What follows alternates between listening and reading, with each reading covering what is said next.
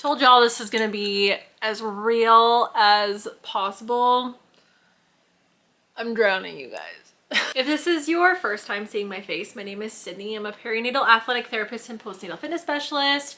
On this page, I talk about all things perinatal therapy, whether that's preconception, pregnancy, or postpartum. And currently I am pregnant. So I am going through kind of the entire process from preconception, conception, and pregnancy, and kind of filming the whole thing for you guys. So you have kind of a nice, realistic, and sort of big sister to walk you through some of these things, because I feel like a lot of it just isn't really talked about. So if you are interested in any of those topics, please feel free to subscribe and stick around. So I'm essentially filming videos every week about sort of where I'm at in my perinatal journey, how I'm feeling, the symptoms I'm experiencing, all that kind of stuff. So if you would like to join me, please subscribe and let's become friends.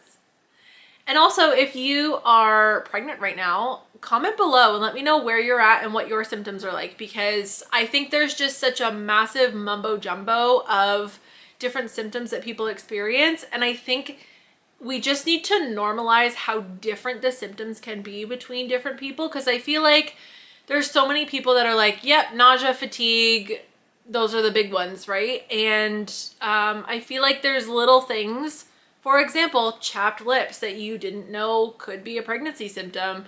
Let's talk about it. Let's normalize some of these things, because I feel like some of them are just like out of left field and you're like, I had no idea that that could be something I could experience during pregnancy. Or let me know. So let me know where you're at in your pregnancy, what your symptoms are, and what your food aversions are or cravings. I want to know. I'm going to talk about all these things as we move through. You guys are going to see this video when I'm much further along in my pregnancy, but I still want to know. So please still comment below and let me know those things. But like I said, I am kind of taking you guys through my full perinatal journey. I filmed a bunch of videos in regards to getting my IUD out and sort of the conception and preconception processes. So yeah, if those are of interest to you, subscribe, stick around, let's hang out. I'm drinking a lemon water because I read somewhere on the internet that lemon water will help cut the nausea. So that's what we're hoping for. It doesn't make me want to puke, so that's good. I am 6 weeks today, and that means I needed to film my 4 to 6 week sort of update, how I'm feeling, what's going on. So I think I'm gonna start with symptoms and kind of talk about the first little bit of week 4. Actually, we only found out partway through week 4. So I think I'll talk a little bit about symptoms and kind of go from there. So if you watched my previous video where I talked about my sort of pregnancy announcement and all that kind of stuff, we don't really have a specific time that we feel like we need to keep it a secret for. It's just kind of the way our timelines are working out in regards to telling our family. So none of our family knows yet. We haven't said anything to anybody. We are telling my family and Daniel's parents both next week, so they will all know, and then the rest of his family will find out at Christmas. So that'll be, I think, 7.5 weeks for our family, for my family and his parents, and then I think closer to 9.5 weeks for his family. Honestly, no specific timeline there. It's just kind of the way the dates worked out with Christmas and stuff like that. So essentially, I found out I was pregnant 4 weeks and 3 days, I believe. The only symptom I had at that time was A, my period hadn't come yet, which that wasn't abnormal for me, so that wasn't a dead giveaway. But B, my breasts were really sore. Like, so unbelievably sore. Like, giving hugs was uncomfortable to my husband. Like, just any kind of pressure whatsoever was uncomfortable. I have literally worn a bra to bed every single day because it just makes it feel better. So that has started to get better, closer to kind of like 5.5 weeks that started to get better. My lips were really chapped last week, and I wonder if that was because of the weather change or if that was because of pregnancy. Google tells me it could be a pregnancy symptom. Apparently everything is a pregnancy symptom, so it's kind of impossible to tell. But yeah, that is one thing that I did notice. It's getting a little bit better now. I think I'm staying a little bit more hydrated. At least I'm trying to. So I think it is getting a bit better now. My discharge, kind of weird to talk about discharge, but I told you guys I'm gonna keep it real. My discharge has been clear and wet, like kind of consistently pretty much since ovulation. Like it has been just like the same sort of clear, sometimes that sort of egg whitey sort of discharge. But yeah, it's been clear and wet pretty much consistently up until this point at 6 weeks. I'm assuming it'll continue for a while. That's what I hear from a lot of people, but I guess only time will tell. And then, so I have my pregnancy diary, and I just wrote down the symptoms that I wanted to talk about today. Under week 4, I wrote this in week 4, I wrote down fatigue. I did not know what fatigue was at 4 weeks, because week 5 and 6 fatigue is nothing like week 4 fatigue was. Week 4 fatigue was like, I just feel a little more tired today. I could have got a better night's sleep. Feel just a little tired. Week 5 and 6 fatigue is like, if I sit down for too long, I will fall asleep. Like at any given moment of the day, I could just lay down and take a nap and it would not faze me whatsoever. I would just, like, literally last night we ate our dinner and then I lay down on the couch and fell asleep. And like, this is consistent. Every single day is just kind of like, all right, I guess I'm taking a nap as soon as I get home. This is very common. I have heard from so very many people. This fatigue is normal, so nothing to be alarmed with there, but it's just kind of funny how I thought week 4 fatigue was compared to what week 5 and 6 fatigue is. Okay, now on to my week 5 symptoms. Now some of these started at like 5 and 3 days sort of thing, so it wasn't exactly 5, but it was within the 5th week. So just keep that in mind. So the first one I wrote is just fatigue. Like I said, that fatigue was times 1,000. Is times 1,000. So yeah, fatigue was just way, way, way worse. My boobs were a lot less sore, or are a lot less sore. There's still some soreness there, but not like it was. It was really bad for a couple days. I was kind of spilling out of my bras. I think I am still. Yeah, they still don't fit great. So definitely some growth there, which is really annoying because I'm already a 36E and I don't want to have to buy new bras, first of all, but second of all, like, they're big enough. They don't need to be any bigger. I'm fine with, actually, I don't like the way they are now. They're already too big, but they were fine the way that they were. We don't need to make them bigger. Week 5 is when nausea and food aversion started. Now, listen, I think I'm a little bit congested too. My nose seems to be running a little bit more than it did before. I haven't noticed that consistently, just kind of like randomly, but whatever. So nausea and food aversions started in week 5. They started on Sunday for the most part. I'm going to kind of couple them together because they are very much related to each other. So nausea started really bad Monday morning. So I would have been 5 weeks and 5 days. So Monday morning, I woke up and like just felt like I could throw up at any second. I was gagging a lot. And that lasted, I would say, probably about until lunchtime. I ate lunch and then it was pretty much gone. Same thing yesterday, it was just a little bit worse. And then this morning it was a little bit better, but still the nausea is mainly in the mornings for me. I haven't had sickness per se. I haven't been throwing up or anything like that yet. Let's knock on wood that that doesn't happen for me. But yeah, it's been like, it's just constantly there. It's like in my throat. It's just in my throat, and I feel like at any given moment I could just puke if I wanted to. And then food aversions. Nothing seems appetizing to me right now.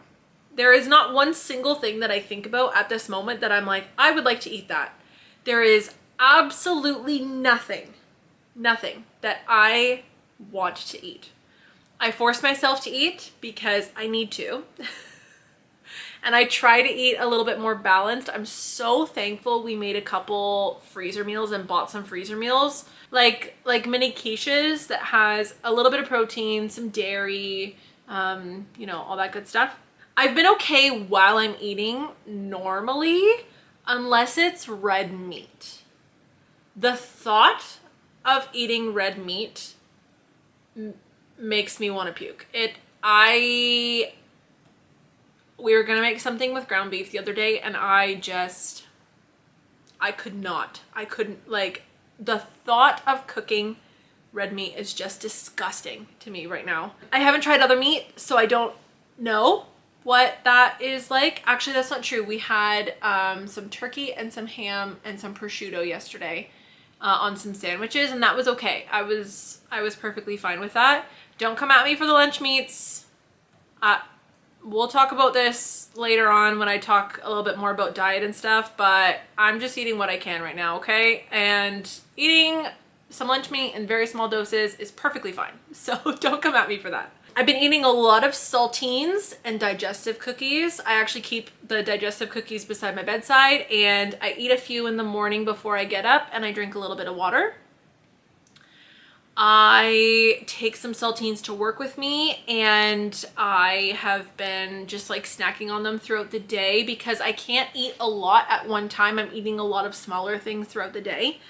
So that's been really helpful. And one of the other symptoms I have too is I have a tiny bit of cramping. It's more so on the left side, and it just kind of feels like that cramp when you go running and it's like underneath your ribs, like in your diaphragm.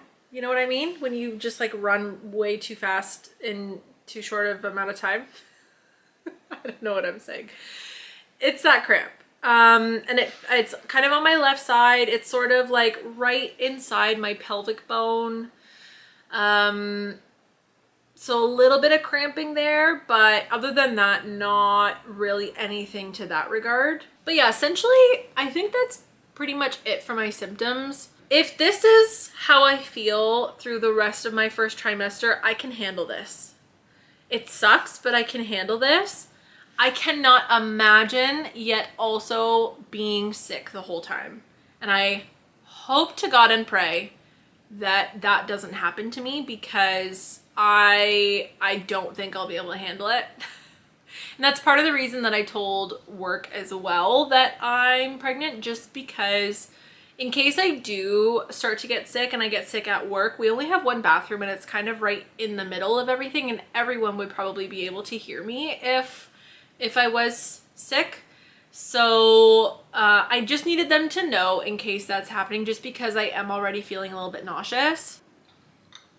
So other than symptoms, I have still been going to the gym. I went in week 4. I didn't have any nausea or too much fatigue, so I was still going normally in week 4. Throughout this past week, I've been going, but I've really dropped down my intensity just so I don't tire myself out and completely fatigue myself. But I'm basically just going so that I can still get some exercise in. Pretty much the other day, we did a leg day.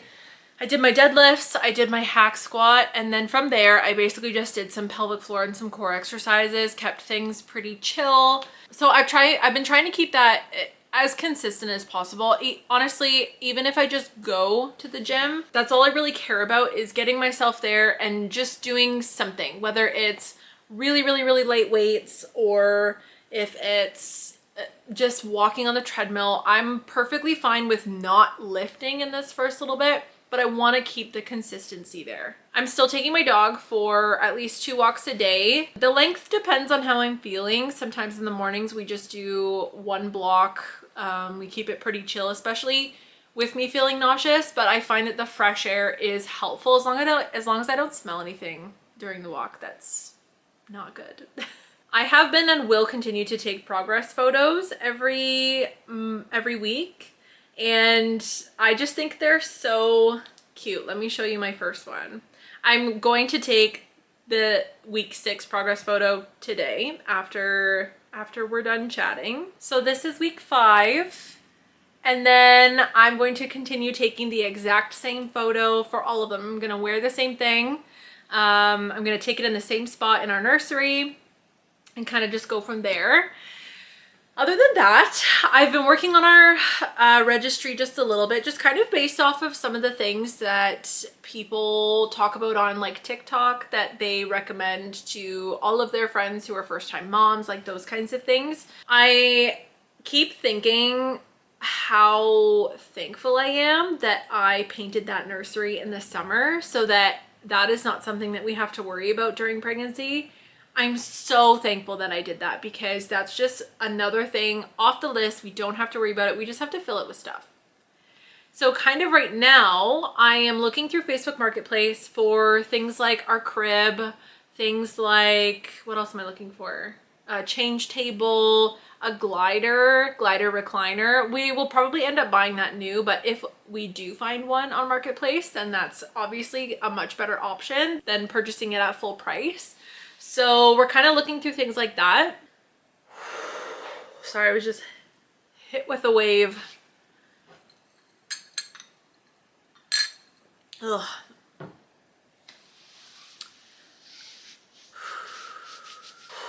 Practicing lots of deep breathing. So yeah, that's how week 4 to 6 was. And I'd be lying if I said I love it, because it's been a rough week.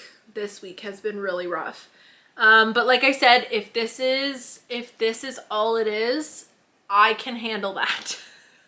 But I cannot imagine it becoming much worse than it is right now. So yeah, that's where we're at. I am incredibly blessed and privileged to be pregnant. I fully recognize and understand that. And I know that there's many people who do not get this chance. And so while I am essentially complaining about my symptoms, I am so extremely grateful to be carrying a child right now.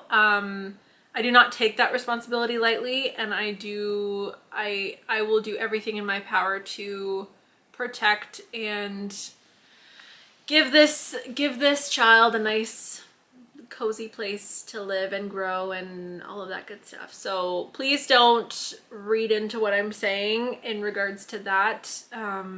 Like I said, I am so incredibly blessed, and I know that others aren't, so I just wanted to make that perfectly clear. So anyways, if you are in weeks 4 to 6 and beyond and feeling like shit, I'm here with you. I'll raise a glass of lemon water with you. I hope it gets better for us soon. If it doesn't, I'm deeply sorry, but we're in it together. We're sticking through it together. We're gonna make it. We're gonna do a fantastic job. But right now it just sucks a little bit, but that's okay. It's okay. We're working through it.